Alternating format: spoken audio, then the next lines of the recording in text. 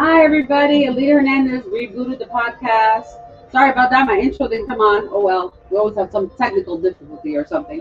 But we're here. And today is Wednesday. Can you believe we're almost the end of March now? What is going on with the year? Like a couple of years ago, it went like really slow, and now it's just going too fast. So today's episode, I want to just candidly talk about, and I invite others, if you have experiences, to send me a message, and I will get you on the show. I want to talk about domestic violence and what that means, and because many people have different thoughts of it. Okay, and there's been a lot of things on the news about the Me Too movement and so on.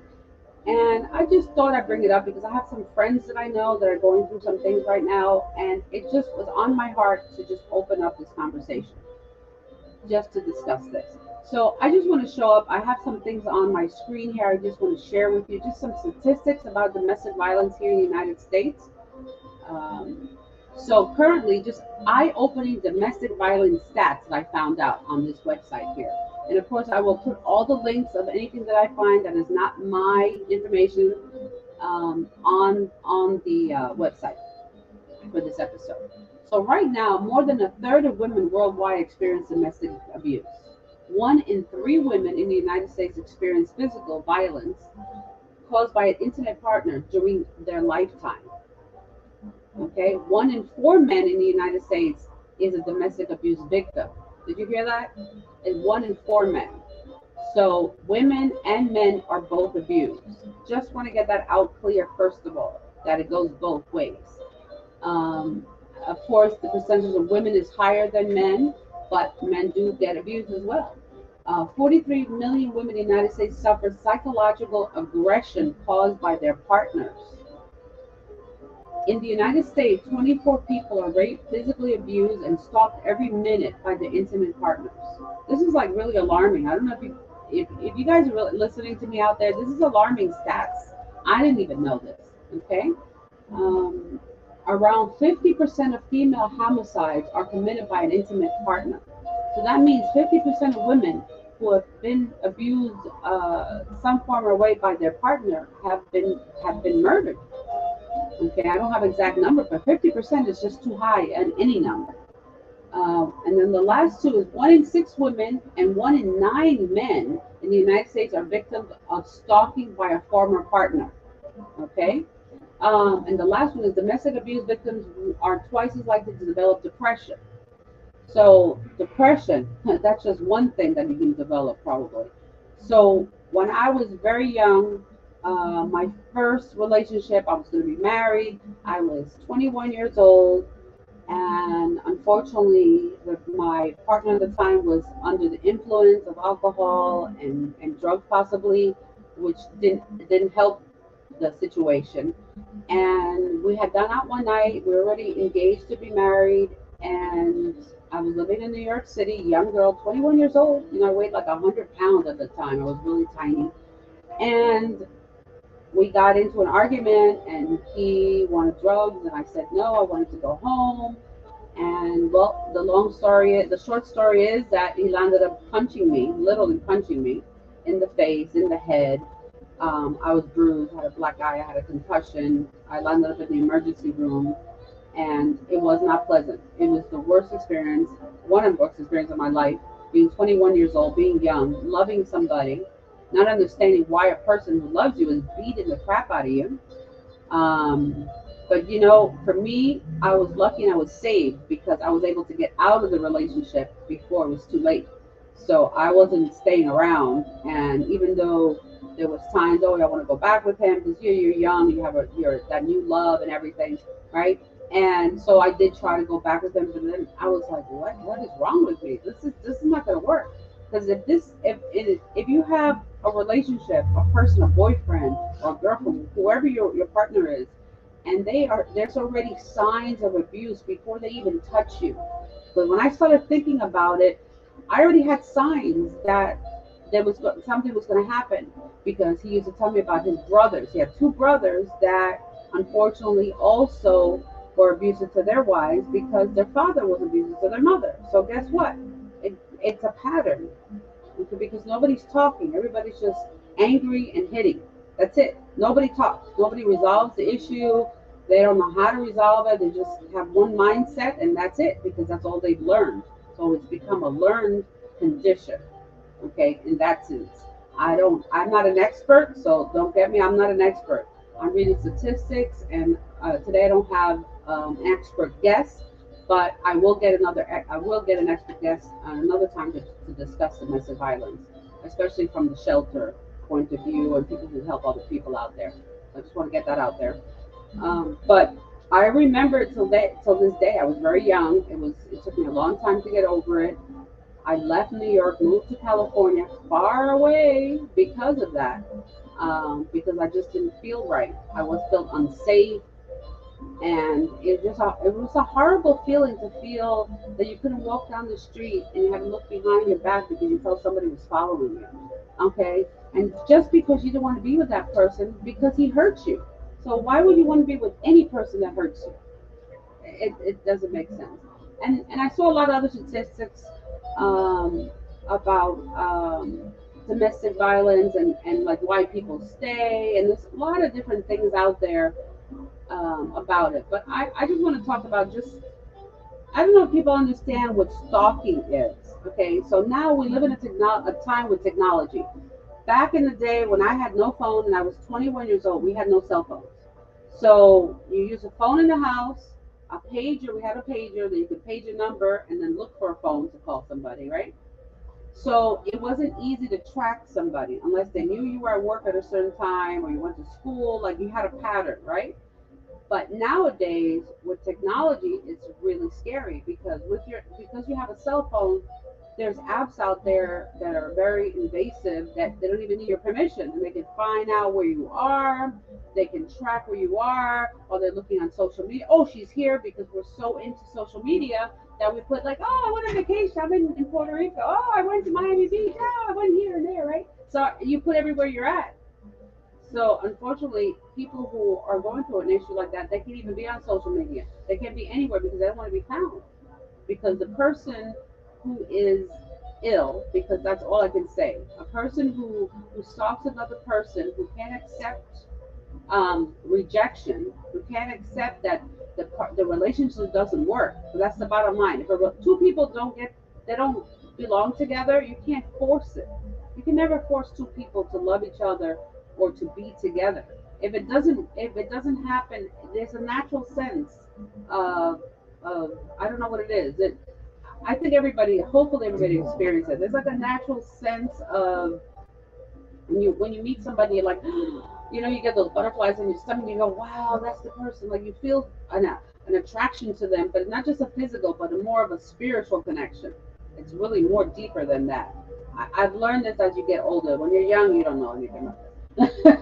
When you're young, you're like, oh, he's cute. Oh, he looks nice. Let's just go, right? And that's the whole thing. I went out with a really good-looking guy, and I thought he was awesome, and he was from another country, and I thought he was, he's foreigner, is all cool and all this stuff, and it didn't work out because he had issues that he didn't know about at the time, and I hope he's well now. I don't wish anybody wrong. I've already forgiven him because that's another step in the process of healing from domestic violence or any kind of abuse. You have to, once it's over, you have to learn how to forgive yourself because it wasn't your fault. Forgive yourself and forgive the other person too, so you can move on with your life. Because if you hold on to that baggage, it just weighs you down. It's like having a ball and chain on your foot and you're just dragging it all the time. But I want to bring in JC. JC is with me today, and I want to bring him in here. He's going to sneak in here in the camera. Sneak in here a little bit. Oh, and just to have a male perspective about this, and see who knows what he's experienced, or he knows something about some of the guys. What have you heard of about? Well, let's start with me. I mean, I don't want to get into details deep, but I was in a toxic relationship like about 30 years ago, and we were both at fault because because of the drugs and the partying and all that stuff. So it just happened that it just took one phone call one day, and in this case, I was the victim. Like I was the one that got abused. I was the one that was scratched up. I was the one that was beaten. She had one scratch on her or anything. And of course, at that time I was in New York, so right away they arrest you because they see the guy. If the guy was stronger, the woman is weaker, so you know what? The guy that gets locked up. But it was a horrible experience being over the weekend in a cell in New York City, Hmm. waiting for a judge on Monday. I mean, what you go through, whether you're tough or not, 3 days in there. 3 days. 3 days. Wow. They took me out. Yeah, Well, not Friday. now. Friday. Well, not now. You're out the next day in New York now. But I just want to say this is real. This is no joke. I mean, the story is always that it's the woman that's abused. Well, you know what? Guess again. There's a lot of men out there that are good men that get abused, and I'm not talking about only physically abused, like bruising somebody. I'm talking about mentally, emotionally, taking advantage. I mean, just like men, there's a lot of women out there that are, pretty evil themselves. But and just to say something quick, now that's I can't talk about the case, but I can say that I have a dear friend of mine that's going through a situation right now. And back in the day when somebody wanted to drop the charges after you get arrested and they wanted to drop the charges, they will close the case and let you go. Right. That's not the Right. case in the state of Florida. Like, even if a person wants to drop the charges, once you make that arrest, Right. that you're one of you is going to get locked up. It's either her or you. Doesn't matter. They just need one. And even in the I forgot what they called it. yeah, I forgot what they call it, but in the transcourse of this period, even if one of the parties wants to drop the charges, then guess what? The state takes over. So no matter if the person wants to drop the charges, the state keeps on with the trial until there's a conviction or not. So it's real. So I just say, guys, females, all these women out there, please think about it when you're gonna pick up that phone. I mean, you gotta really feel really threatened. It has to be real. Not that you just call him because you felt threatened or he raised his voice. It's very delicate. I mean, you got to be Well, really careful. and the thing is too that like a person that we know, somebody else called the police. It wasn't even Then, them, one of them that called the police. And then, it's always there's always two sides to a story, like I always say. Okay, so even though it is wrong for anybody to physically hit somebody, touch somebody in a bad sense, okay, nobody should do that at all, regardless. But there's always two sides to the story. You have to see the whole picture. So I just the Me Too movement I've heard of. I was not too happy about it, and I'll tell you why. Because instead of it, I didn't feel like it was. I don't know, like for really, it was supposed to be for the women, like that word that I don't really like, empowerment of the women, right? Giving the women more power to have a voice, I think to they're help. empowered already. We are already empowered, so I don't know why we don't need any more empowerment. We're already up here, okay? We're already up here. All right, who runs everything? Ladies, ladies, who's running the business? Who's doing the stuff behind the scenes? We are, okay? How much more do you want? I have enough. If you want some of mine, I'll give it to you. Because I got plenty of work to do. But what I'm saying is, I lost it. You know, the thing is, it's really having a movement out there that understands more about domestic violence, okay, and that a lot of people out there, men, women, whatever gender at this time, non-gender, I don't even know what to say anymore, but you know what I mean, can be abused. Anybody can be abused. Any human being can be abused. Let me just say that, okay? I mean, animals are abused. I mean, forget it. But you have to realize, I don't know if the abuser even knows what they do. Sometimes I don't even know if they understand. I don't know. I think it's part of And mental mental, health it has to, because I yes, mean you have to let things go. I mean I don't like I said I don't want to get into details in my past, but you know what? I just let things go. Why pursue it? right, Once I know something is not for me, I let it go, and that's it. And you know what? This door closes, better door open. right. But You as know, we've gotten older, we've gotten more mature. So like we can of have this course. conversation now openly, but before, as a when it happened to me at 21 years old, I didn't know what was going Right, I on. mean, you're young, so I'm like, why is this person doing this to me that I love so much? I was ready to marry and have children with. It has done so much damage to me. It didn't make any sense. But and then when I was talking about the patterns, so I remember that there was I saw signals before the big fight happened.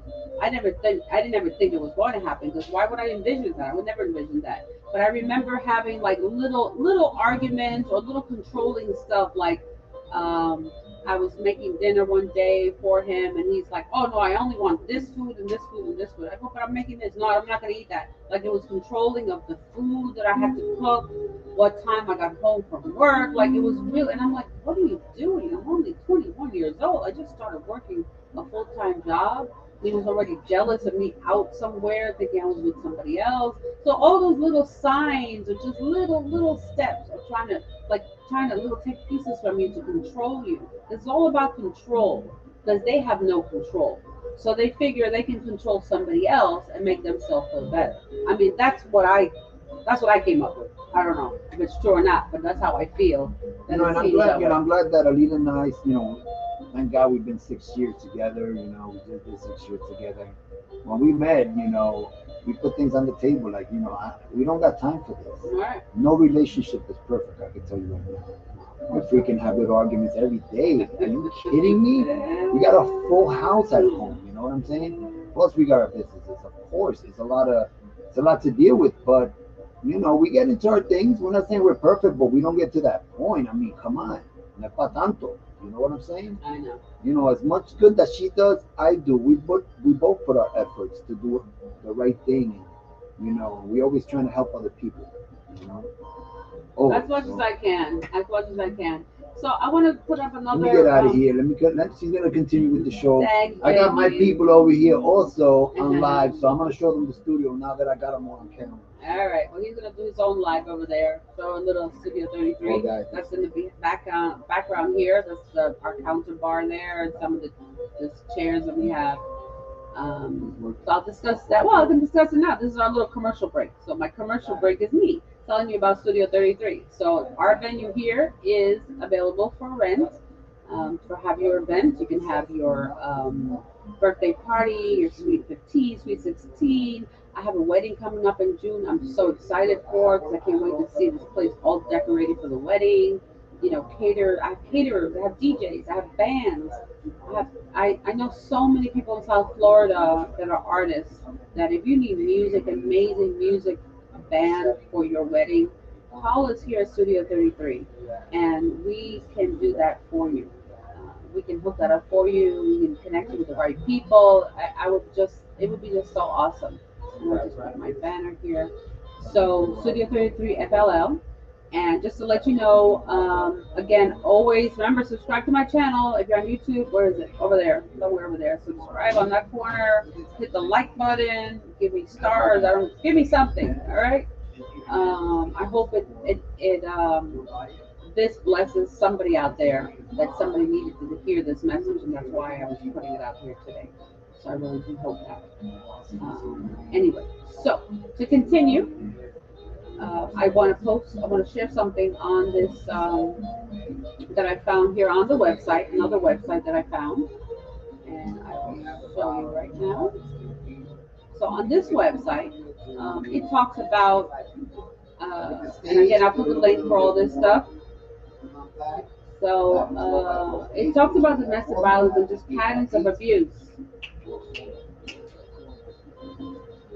and the behavior in relationships, right? So domestic violence can be physical, sexual, emotional, economic, psychological, or technological actions or threats of action on other patterns of coercive behavior that influence another person with an intimate partner relationship. This includes any behaviors that intimidate, manipulate, humiliate, isolate, frighten, terrorize, coerce, threaten, blame, hurt, injure, or wound somebody. Okay? So it's very intense. This is not a little thing. Okay? So domestic violence involves all those things. So, physical abuse is hitting, slapping, shoving, grabbing, pinching, biting, and so on. There's a whole bunch of stuff. The sexual abuse, of course, um, even if there is a thing called marital rape. There is a thing that you're in a relationship, you're married to this person, and he is abusive with you, and you do not want to have sex with your partner because he's so abusive with you. Well, you don't have to have sex with your partner because you have that right. So if your partner forces you, that is rape. That is not consensual sex. So there is something like that. Also, here in America, you're covered more. In other countries, and I think I mentioned it to you before, in other countries like in Saudi Arabia and Pakistan and a lot of those countries out there, it's really bad. I mean, there, if a husband finds out that the wife has cheated on him, he can honor murder her, which means he can kill her and he won't go to jail because that's the law.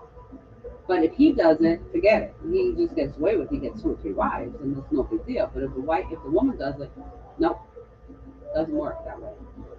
So other types of abuse to continue: emotional abuse, which can be attacking your self worth, damaging one's ability, name calling, damaging one's relationship with his or her children, damaging your relationship with your family, your work environment. You start walking around feeling like you are worthless.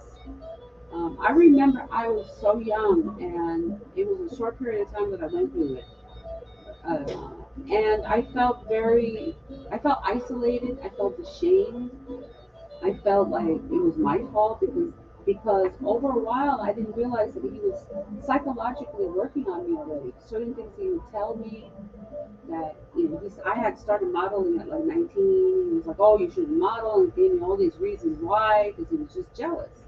And then I stopped. I would stop doing what I loved, and I was just working and realizing I wasn't happy. And I thought, why am I so unhappy? I'm only 21 years old. I should be happy, the prime of my life, right? And I wasn't because I was starting to be molded by another person and didn't even realize it. So I'm happy that, not happy, but I guess it was a good reason for me to go through something like that, just to get out of it. I mean, I don't know how else to put it. Thank God that it wasn't worse. And my exit from that night when I was getting beaten was I can tell you I can vision it exactly. I know where I was, what house I was. I had to climb out a window and run down the street, hailing a car to help me because I couldn't see because my contact got popped out of my eye from being punched. And and can you believe God sent me an angel because the woman who picked me up in the street was a nurse. And all I remember was getting in her car, and she was trying to calm me down. And I think I told her what happened, and she said, "No, come with me." And she called 911, and then called my mother and everything. And that's the only thing else I remember after that.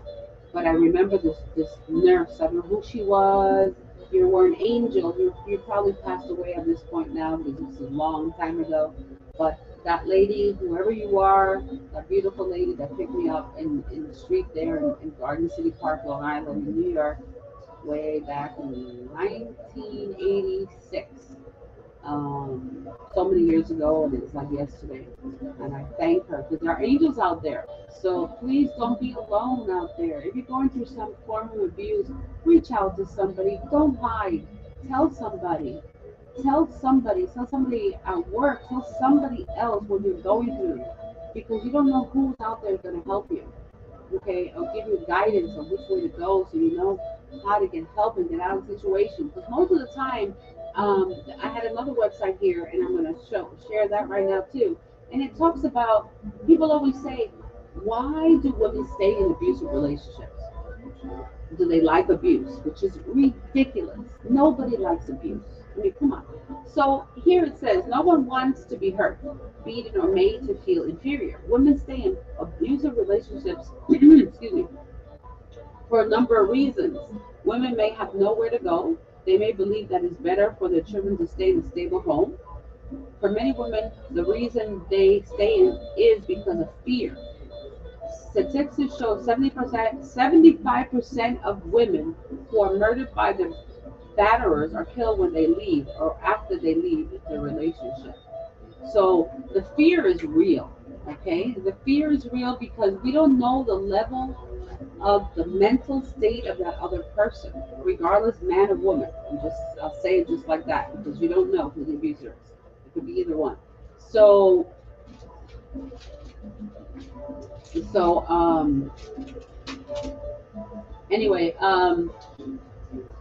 so it just you don't know. You have no idea. And the thing is, when you're in a relationship for a long time, they start working on your psychological, your psyche, right? So you start believing the BS basically that they tell you. Oh, you're not worthy, you're not pretty, you're too fat, you're like this.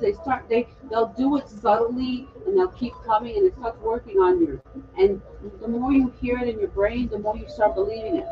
Now, mindset. Oh, my mindset is what what information or what thoughts you have in your mind, okay, at a given time. Which means that if you want to get out of this toxic relationship that you're going through, is try to make friends with people you see that are positive, that have a different outlook in life that can help you get out of that. Because you need to retrain your brain and say, I am worthy, I am beautiful, I am beautiful the way I am. Doesn't matter if I'm 5 pounds overweight or 100 pounds overweight. It doesn't matter how blue eyes or green eyes. You're beautiful the way you are. Don't lose don't lose faith in yourself because that's all you have. Keep yourself strong, keep yourself forward, and get to like-minded people out there. Reach out for help wherever you feel comfortable. Maybe the church or the synagogue or somebody in a spiritual capacity or anybody you think that you really can trust. Go talk to somebody. I encourage you to do that and stay vigilant and protect yourself. I hope that people who hear this, who have gone through it, will feel a little hope and they'll know you will be better and you will get better and you will be able to live a beautiful, healthy life and have a beautiful relationship at one point. So don't give up. Don't give up. And for the abusers out there, get some help. Sit down and look at yourself and just talk to somebody of your feelings and what's going on. Maybe you were abused as well. A lot of times the statistics that say, I think it's more than 80% that they say that if you've been abused in your family, if you've been abused as a child, most likely you become an abuser. Okay, there's a lot of statistics about that. Um, and here it talks about, the same-sex couples go through the same kind of thing. That's why I said it doesn't matter if you're a man or a woman, or your sexual, orientation or your status, because abuse is abuse. Okay, anybody can be bullied, and you can bully your partner. You can do so many things. Be nice. All right, let's show some kindness today and some love towards each other, and if you have questions or anything, reach out. Remember, there are a lot of helplines out there, suicide lines, and also domestic violence units in each city and places that you can go. So please look online, and I will try to find a couple of them and post it with this so everybody can have it. So I hope you have a great day and blessings to all of you. Stay safe out there and be kind and love each other. All right? See you next week. Remember, we go to the podcast. Bye. See ya.